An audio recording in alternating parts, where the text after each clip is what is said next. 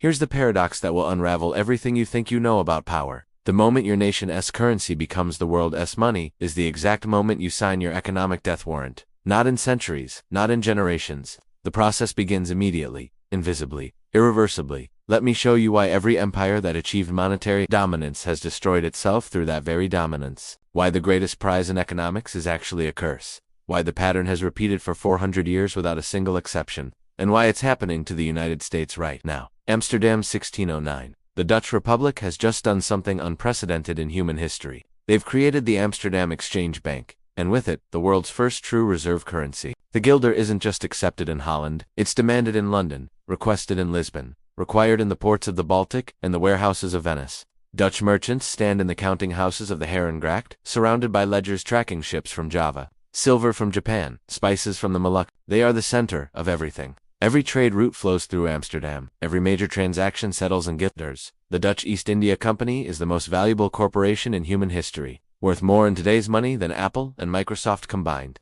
This should be the beginning of eternal prosperity. The Dutch have won. They control global commerce. They control global finance. They control the money itself. But watch what happens next, because this is where the pattern starts. The guilder's dominance creates a magnetic pull on global capital.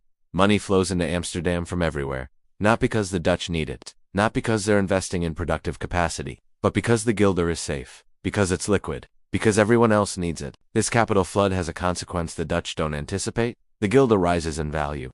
Dutch exports become expensive. Manufacturing becomes unprofitable compared to finance.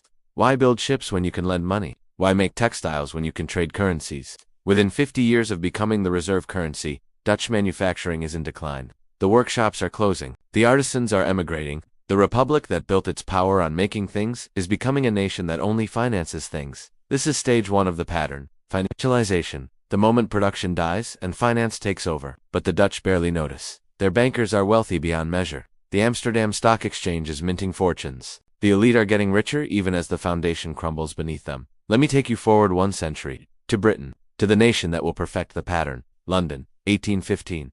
Napoleon has fallen at Waterloo. The British pound sterling, backed by the gold standard and the power of the Royal Navy, becomes the undisputed global reserve currency. More than 60% of world trade settles in pounds. The British Empire spans a quarter of the Earth's surface. Britain has achieved what the Dutch did, but on a scale that dwarfs Amsterdam. The city of London is the financial capital of the world. British banks finance railroads in Argentina, mines in South Africa, ports in China. The sun never sets on British capital, and just like the Dutch, the British don't see the trap closing around them. The pound's strength makes British manufactured goods expensive. Factories in Manchester face competition from cheaper producers in Germany and America. British industrialists complain, but the financiers in London don't care. Why worry about factories when you're financing the industrialization of the entire world? This is stage 2, industrial hollowing. When finance profits make manufacturing problems invisible, the pattern accelerates. British capital flows overseas at unprecedented rates. By 1914, Britain has more invested abroad than it has invested at home. The island that invented the Industrial Revolution is exporting the tools of its own displacement. British workers build locomotives for export to India. Those locomotives displace British trade goods. British banks finance German factories. Those factories outcompete British manufacturers. The reserve currency is funding Britain's own obsolescence. But the elite don't care. They're making money on both sides. Lending to build foreign industry, collecting returns on that industry, then financing the imports that undercut domestic production. As long as the pound remains dominant, the city thrives. Then comes 1914, the First World War. Britain survives, but at catastrophic cost. The war is funded by debt.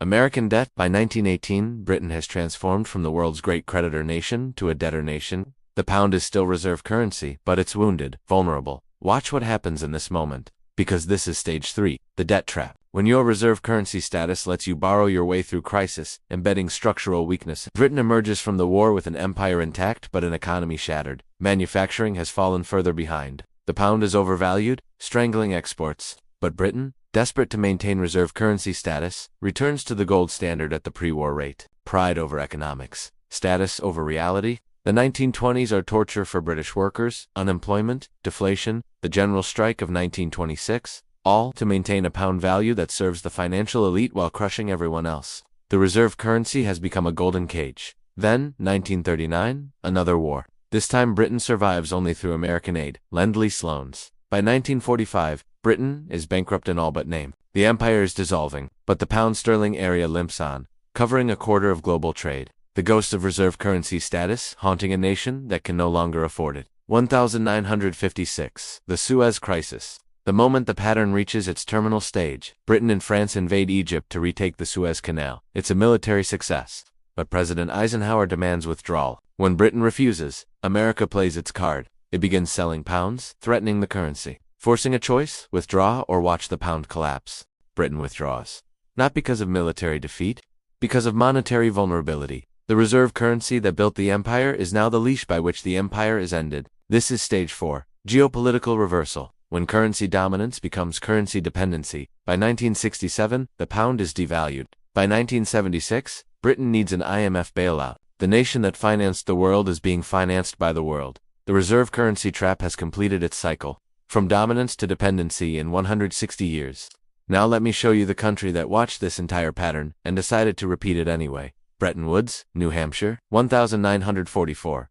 The Allies are planning the post-war monetary system. The British economist, John Maynard Keynes, proposes a neutral reserve currency, a bancor, not tied to any nation, precisely to avoid the trap that killed the guilder and the pound. The Americans reject it. The dollar, backed by gold and American industrial might, will be the reserve currency. Why not? America produces 50% of global GDP. America has the factories, the technology, the resources. The dollar is sound, or so they think.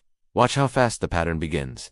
By 1950, American capital is flooding Europe through the Marshall Plan.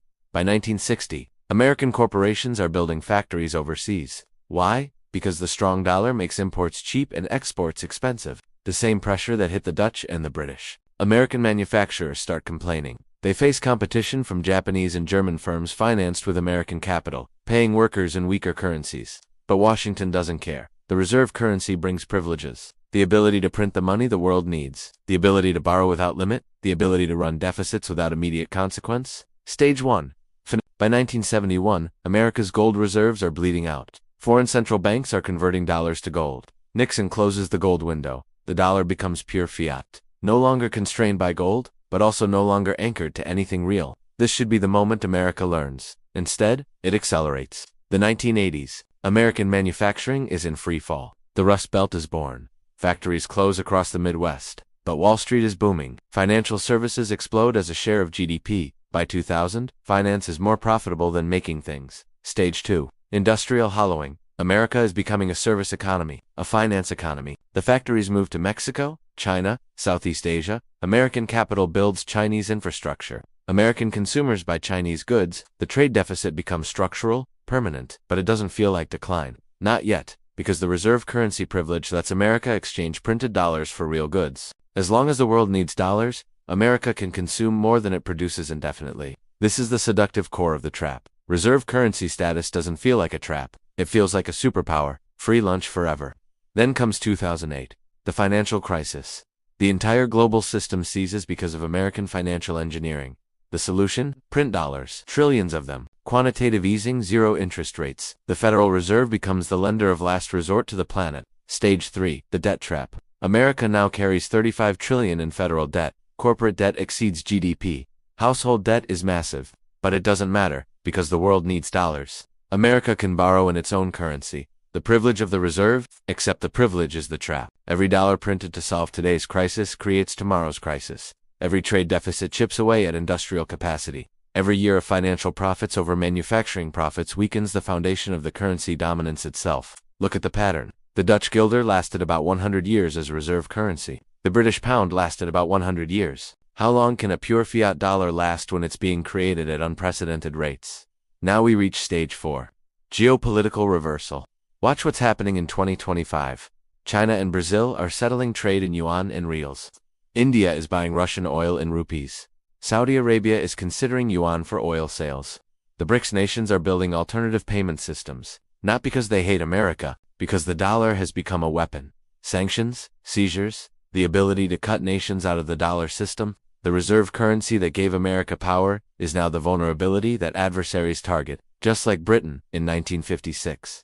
The pattern reaching its terminal phase, and America is responding exactly like Britain did, doubling down, weaponizing the currency more, using sanctions more freely, not realizing that every sanction accelerates dedollarization. Every frozen asset teaches other nations to diversify away from the dollar. Here's the mathematics that seals the pattern. America needs the world to hold dollars for the system to work. But the more America uses the dollar as a geopolitical tool, the more incentive others have to leave the system. And the moment the world doesn't need dollars, America's ability to run infinite deficits evaporates. This is stage 5. The inevitable reckoning. When the arithmetic catches up to the empire. What happens when America can't print its way out of problems anymore? When trade deficits matter again? When debt actually has to be serviced in real production, not printed currency? When the 50 years of financialization and industrial hollowing can't be undone in a decade? The pattern provides the answer. Look at Britain. Look at the Netherlands. The nations don't disappear. They survive. But they become smaller, poorer relative to rivals. Their living standards decline. Their global influence contracts. The elite who profited from the reserve currency status are fine. They moved their wealth already. It's everyone else who pays the price. Here's what should terrify you about this pattern. It's not caused by war or plague or revolution. It's caused by the internal logic of reserve currency dominance itself. When your currency is the world's money, you must supply that money to the world. That requires running deficits. Those deficits require strong capital inflows. Those inflows strengthen your currency. That strong currency makes your manufacturing uncompetitive. That weakness makes you dependent on finance.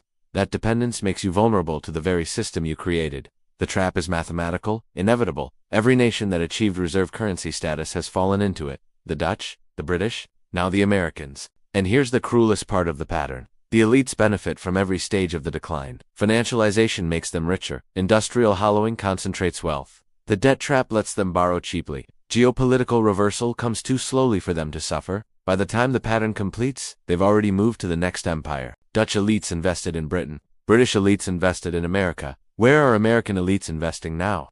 The pattern doesn't destroy the wealthy. It destroys the ordinary people who don't have mobile capital, who can't financialize their way out, who depend on manufacturing jobs that won't come back, who will watch their savings lose purchasing power as the currency loses its privileged position. You're living through the same cycle that destroyed Dutch workers in the 1700s, that destroyed British workers in the 1900s.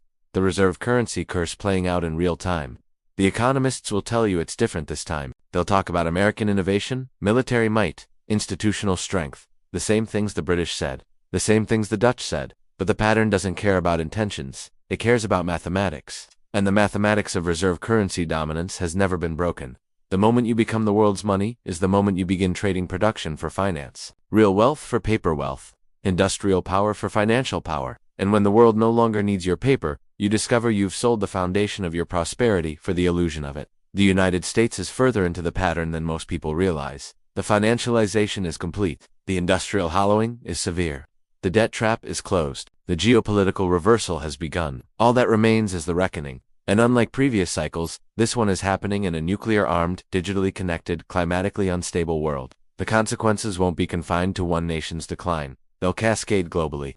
The Dutch guilder failed and the world adjusted. The British pound failed and the world adjusted. What happens when the dollar fails and there's no clear successor? When the reserve currency system itself has been revealed as a curse no nation should want. Let me leave you with this final thought. The Chinese are watching this pattern. They see what reserve currency status did to America. They see the trap, and they're learning. China is internationalizing the yuan, but carefully, not seeking reserve currency dominance, seeking alternatives to dollar dominance.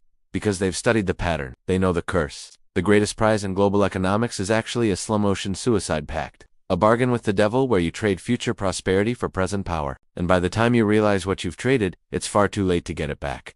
The pattern has never been broken. Not once in 4 centuries. For empires, for reserve currencies, for identical cycles of rise and fall. The mathematicians see it. The historians see it. The pattern is screaming from every trade deficit, every factory closure, every percentage point of GDP that shifted from making things to trading financial instruments. The only question is whether you see it. Whether you understand that you're not watching a policy debate about trade or manufacturing or currency values. You're watching the final stages of a pattern that has destroyed every nation that came before. The same pattern, the same stages, the same mathematical inevitability. The reserve currency curse always wins. Always. And it's winning right now.